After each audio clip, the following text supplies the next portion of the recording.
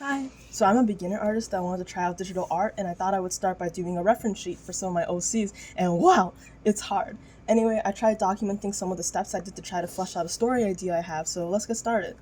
I'm a complete beginner when it comes to digital art, so I tried drawing it traditionally first and then scanning and cleaning up digitally later. I've been doing traditional art pretty much my whole life, and there's a very steep learning curve I have with digital, especially because I don't have the time to do it daily, so anytime I do remember a new feature, I kind of forget where it is by the time I pick it up again. It's low-key kind of bad because I'm pretty bad when it comes to technology, so when I first started digital art, I straight up couldn't find the eraser button for like 3 days on Ibis Paint, so I just assumed digital artists would spam Control Z every time they made a mistake. The concepts of layers in digital art is also kind of foreign to me because I'm so used to just drawing traditionally on paper, and if you erase one part, you kind of have to erase all the parts next to it.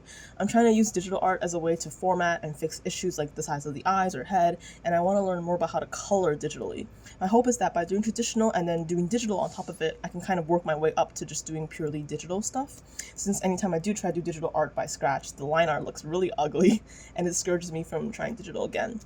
I also want to preface this by saying that for the story, I was and still am kind of a scaredy cat when it comes to horror. I got scared by the Walking Dead Telltale games as a kid and swore off the game from the first zombie jump scare, the one that happens in like the first 10 minutes of the game, until years later when I finally played with my brother and dad. I was always interested in sci-fi horror like xenomorphs from the Alien movies, but it wasn't until the summer of last year that I started binge watching some of my the classic horror movies of my dad, things like the original Exorcist movie, The Shining, The Blair Witch Project, and I watched a few recent ones like It. Five Nights at Freddy's Security Breach also helped me get into horror, because even though I don't find Security Breach a super scary game, watching horror Let's Players like Astrospiff exposed me to a bunch of new horror games, like Fears to Fathom, which I think my story takes inspiration from, as well as other games made by people like Chillis Arts. I really like the horror aspect of Fears to Fathom and the very plausible starts of each story, which you think is like a kid being left alone at home or a forest ranger lost out in the woods. Also, I was doing homework late at night and I needed a way to stay up, and without caffeine or tea, I was like, hey, you know what will keep me awake? A horror podcast. So I listened to the Magnus Archives, and my god, it terrified me. It definitely helped me stay awake when I was doing homework late at night, but there was something really captivating. I love the statements in these like episodic horrors. I really fell in love with the first two seasons. They had this perfect mix of creepy, but still had an overarching structure where you saw reoccurring characters once in a while.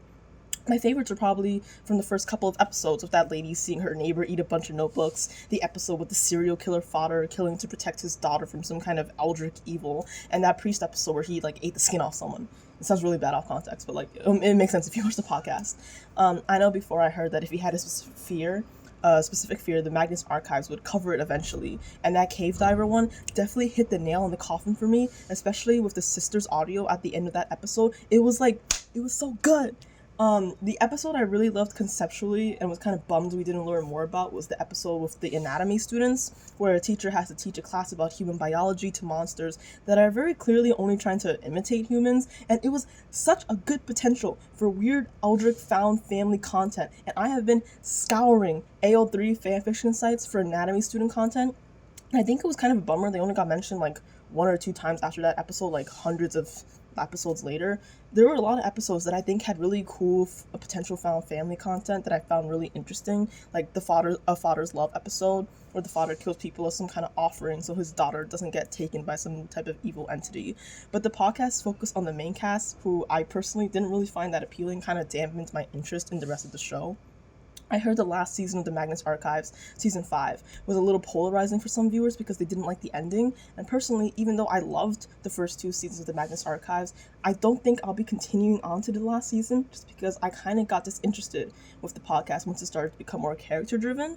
It depends on the person, but for me, in order to make the plot more overarching, I feel like the podcast stopped being about episodic horror and focused more on the office dynamics of the cast. It's not an inherently bad shift, but I personally didn't really care about any of the characters, so it didn't really do anything for me personally, and it kind of retracted from the horror aspect I was so interested in.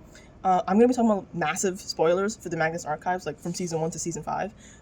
So if you think it's like worth a listen, I'll just skip ahead a minute or like 5 seconds if you don't want to spoil yourself. So I'll wait like 5 seconds. Okay, back to the podcast. It's kind of a hot take, but I was kind of neutral on the whole like John and Martin romance. I was also really disappointed when Sasha died in the first season, the end of the season finale, because I didn't really feel like I knew enough about her to really mourn her death. It was just like the listener gets one funny scene of Sasha going like Calliope, and then she just dies horrifically. And then later, when the remaining cast finds out about Sasha's death, I think it was interesting seeing how they grieved differently, but it still felt kind of grating because, like, I personally didn't care about Sasha, so it was more about, like, seeing how the cast reacted to her death. Because, like, Tim's anger at first was very justified, right? Because his friend is gone. You know, he thought he knew her, but she's, like, literally, like, obliterated from existence. But after a while, I feel like that was the only thing I knew about Tim. I knew he was angry, and that he hated John, and he hated everyone in the office, except, like, all the coworkers were angry. Melanie was angry too. Melanie was angry at everyone. Daisy was angry at everyone. Everyone blamed John, and even, like, he was definitely at fault for some things. But I feel like the cast just wanted to make him as this, like, emotional scapegoat. And, like, in an apocalyptic scenario, yeah, it is realistic for people to always be angry with each other, especially when you're trapped in one space. And I wouldn't be surprised if everyone targeted one person because it was an easy way to direct their anger. But as characters, because they were all just angry and nasty, I kind of stopped caring about them. As in, like, they started to be indistinguishable for me, especially since the podcast is only audio-based. So I don't really, like, I'm just listening and I don't really see anything that's happening. Like the finale of the first season when Tim just kind of, like, breaks down a wall like Mr. Kool-Aid Man to save his friends, you know, that was cool. But, like, that Tim is gone. Now it's Tim that's angry at everyone for the next 2 seasons, and his only character trait is angry at everyone, and then he dies. The fandom characterizes Tim as this really, like, flirty himbo guy, and I personally don't really find him that interesting, because even when he died in the 3rd season, I straight up didn't realize he was dead until, like, another 4 episodes, because of how much the cast was repeating that, oh my god, I can't believe he's gone. That's probably my fault, because I was listening to the podcast while doing, like, multitasking and doing other things like I usually do, but I never felt Tim's presence throughout the podcast. So, it didn't really matter to me that he was dead. I don't really have any gripes with John or Martin other than the fandom kind of portraying Martin as this, like, innocent bean that can do nothing, absolutely no wrong ever in his life. But I think that's just a pattern with most fandoms, and I'm not, like, particularly against either of those characters. I don't really, like them or hate them. I also thought the focus on the universe's lore and categorization of the fears later on kind of made it less scary for me. I get they wanted to explain, like, the 10 plus fears, but I feel like you kind of notice a trend showing up in the earlier episodes anyway of which fear is which, and kind of making definitions for each fear. While it's interesting to read about, it did make me less scared and felt more like a Harry Potter Sorting Hat type of characterization, but, you know, to each your own. I talked before about how I don't really care about the main cast in the Magnus Archive, but you know one character I do care about? Michael Shelley. Oh my god. I know I'm biased, but Michael Shelley, like the distortion guy, was the highlight of the podcast for me. His laughter was so good and unsettling, and I'm a sucker for crazy laughs, so thank you, Nagito from Danganronpa. And his whole powers with these weird doors that drive people insane was, like, such a cool concept. I love Michael Shelley's blonde hair and his stupid, disproportionately big yaoi hands and his stupid doors. You know when he makes an appearance in the podcast, because you can kind of hear the static in the recording and the sound of a door creaking open to announce his presence? I love how chaotic he is, how his interactions are literally just like, door creak, he, and then he fucks off for the rest of the episode as he makes fun of how stupid the human cast is. The brain rot I have on Michael Shelley distortion is insane, and if anyone has more content on him, please let me know. I found a lot of the side cast more interesting than the main characters. People like Michael Shelley, who has his own kind of tragic backstory. I'm probably butchering this name, I'm sorry. Robert Montauk, the serial killer father who killed to protect his daughter. Agnes, who was this, like, supernatural fire lady that fell in love with some, like, innocent himbo barista dude, like, the coffee guy. And also, like, the vampire hunter? Like, there were so many good and interesting characters, and I just, like, didn't vibe with the main cast. Michael the Distortion really influenced the drawings and story that you can see that I'm doing, just because my brain rot of him was so strong that it made me seek more horror content after I dropped listening to the Magnus Archives. A friend talked to me about how Mandela Catalog really scared her, and I had a feeling it was going to scare me too, but it also introduced me to the idea of analog horror. I wanted to watch analog horror on YouTube, but I didn't want to do it by myself because, unlike the Magnus Archives, I wanted to be scared, but I still, like, wanted to sleep. So I would listen to commentary and horror analysis YouTubers like Wendigoon. Feeling like someone is watching the same type of horror with you while also commenting along kind of helps dampen the fear factor a little bit, because here I know, like, I'm definitely going to be scared. I really liked Wendigoon's commentary on the analog horror, like, Vita Carnis, because it almost describes the universe's, like, man-eating monsters as, like, an entirely new species, it feels like a legitimate ecosystem. And the use of like vocal cues, like the knocking of a door in the middle of a Mimic documentary, are like, they're just so well done. The use of physical, like actual like physical models the creator made was also a really cool addition, especially for the clip where like the Mimic attacks someone hiding in the closet. Like the idea that the Mimics have already begun to look human, coupled with Mimic documentaries telling people it's quote unquote useless to fight against Mimic because guns won't work against them, even when you know Mimics have infiltrated society, like it's so good. I also watched some of MatPat's videos on Vita Carnis, and unlike the Magnus Archives, I feel like learning knowledge about monsters in Vita Carnis actually increases the fear factor rather than the other way around. I know like the saying like show don't tell is usually used in horror, so you don't have to explain like every freaky thing that happens, but the explanation of the Mimic monsters actually adds to the nightmare feel and makes scary situations somehow even like scarier. Like that one episode about the missing mother and son during a camping trip, if you just listen to the audio, which I don't recommend if you're super young or like you can't handle that kind of horror content, so that's like a disclaimer, but like the grief and the screams and wails of that mother when she saw her son dying are already bone chilling, along with the picture of like the skull being melted. But now you also have the knowledge of the monster that's there. Like in a previous episode, Vita Carnis went over the harvester, and in a documentary like format they talked about how they paralyze their victims with like these spikes and barbs and bleed them out very painfully. So even though we don't see the monster killing the son, we know that the son has like barbs protruding out of his body. He's wailing in pain as the blood is like slowly being drained out of him for all of the orifices in his body. And it recontextualizes how horrified the mother is when she sees him on the ground. And it's even worse knowing that the harvester lures in bigger prey with smaller animals. So we know how horrifying it is for the mother to die alongside her child as they both bleed out on the floor. It's so messed up and so haunting, and it uses the audience's knowledge of the monsters so effectively. Anyway, Vita Carnis was such an interesting use of Mimic and monster world building that I think the creatures in my story also take inspiration from, and it also introduced me to other analog horrors. I watched some other horror content like the Mandela Catalog, Local 58, Gemini Home Entertainment, all of which have their own interesting aspects and merits, and I just find this genre so like fascinating. Now, since I just went over some of the media I was influenced by to talk about the actual story that I'm drawing the Speedpaint on, I don't have a name for the universe yet, but I was thinking of the story title being Face Your Fears.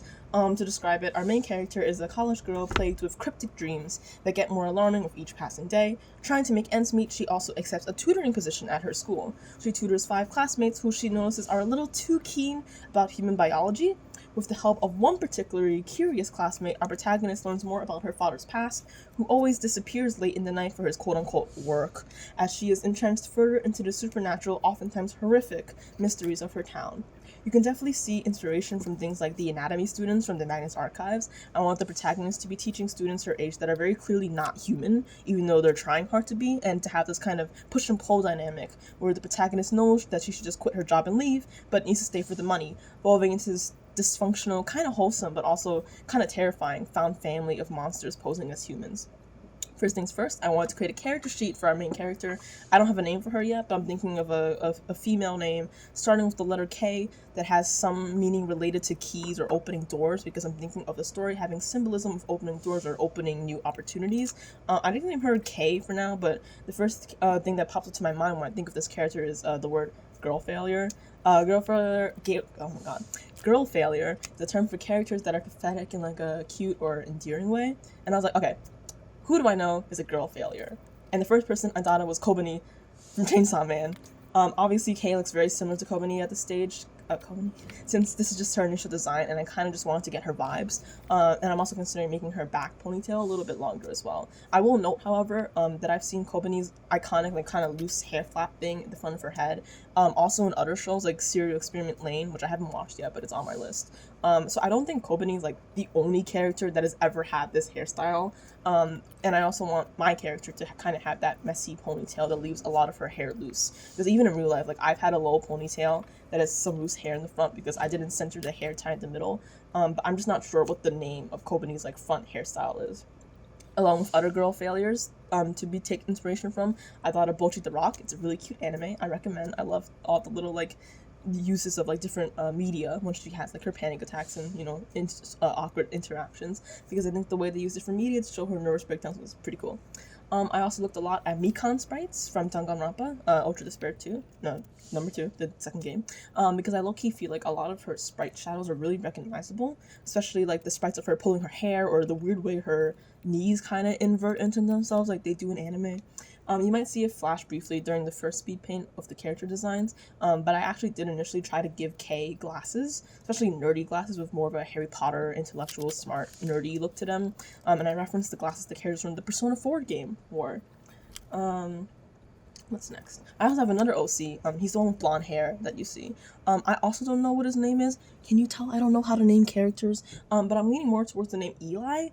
Eli is very inspired by my brain rot of Michael Shelley from the Magnus Archives. Each quote-unquote student that Kay teaches has their own unique set of horror or abilities they tend to gravitate towards, and Eli gravitates towards like things that make you go insane. I want him to have a very backrooms-like domain, where, like, opening the wrong door could trap you into some, like, weird liminal dimension. Even though he's one of the more dangerous students that Kay teaches, I also want him to form this weird kind of contractual relationship with Kay, where he helps her learn more about her father, while also peering into her dreams, since her cryptic lucid warming is a point of interest for him. Essentially, he takes a particular quote-unquote liking to her, which is both useful to her and horrifying. In exchange for observing her dreams, Eli agrees to help Kay find out more about what her father is doing in these, like, very strange, his own strange cryptic ways. Since Kay has a girl failure personality, I also wanted her to constantly be at ends with the students. At first, whenever the students are unsettling, she reasonably freaks out, but after facing horror at almost every corner, she gets desensitized in a grim, matter-of-fact way, kind of like how getting used to how hectic like work can be, or like burnout. I was thinking of calling the series Face Your Fears, partly because it reminds me of how other horror media like Fears to Fathom or like the Fear Factor show. And that's it for now. I have a lot more events planned in this Face Your Fears story timeline that I haven't really mentioned yet, and I'm kind of unsure of how to develop the story in a manageable way for me, just because I don't feel very confident about digital art. But I really enjoy how the Magnus Archives and a bunch of other horror media introduced me to a lot of analog horror that made me interested in my own story. So, until next time.